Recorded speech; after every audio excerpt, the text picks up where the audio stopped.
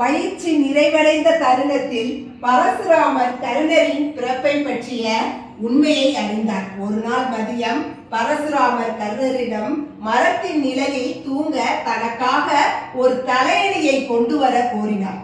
கர்ணர் அதற்கு பதிலாக தனது மடியில் தலை வைக்குமாறு வேண்டினார். பரசுராமர் தூங்கிய வேளையில் ஒரு ராட்சச தேனி கர்ணரின் தொடையை தாக்கியது.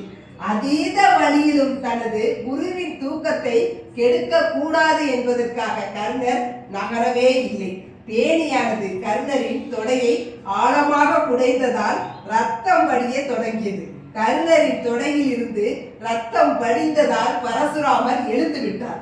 அவர் கர்ணர் சத்திரியராக இருக்க வேண்டும், பிராமணர் அல்ல என்பதை அனுமானித்தார். ஏனெனில் சத்திரியர்களுக்கு மட்டுமே இது போன்ற துணிவு இருக்கும். முன்னதாக பரசுராமர் அனைத்து சத்திரியர்களுக்கு எதிராகவும் பழி வாங்குவதாக உறுதியளித்திருந்தார். கர்ணர் தன்னிடமிருந்து கற்றுக்கொள்ளும் பொருட்டு பிராமணராக நடித்து பொய்யுரைத்ததாக முடிவு செய்தார். எனவே பிராமஸ்திர பயன்பாடு உள்ளிட்ட போர்த்திறன்கள் அவரை விட்டு நீங்குவதாக சாபமிட்டார்.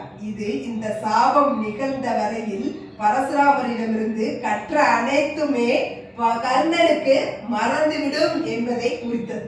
கர்ணன் தனது அரச பாரம்பரியத்தை பற்றி அறியாதவர். அவர் தனது குருவிடம் எந்த மாணவனும் தனது இடத்தில் இருந்தால் அவ்வாறே நடந்திருப்பர் என்று மன்னிப்பு கோரினார்.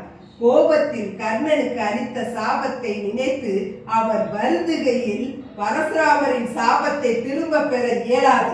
இருப்பினும் பரசுராமர் கர்ணனுக்கு தெய்வீக ஆயுதத்தை விஜயா என்று அழைக்கப்பட்ட பரசுராமரின் தனிப்பட்ட வில்லுடன் பரிசளித்து கர்ணன் எக்காலத்திற்கும் அழியாத பெருமை மற்றும் இரவாத புகழை பெற வேண்டும் என்று விரும்புவதாக ஆசீர்வதித்தார்.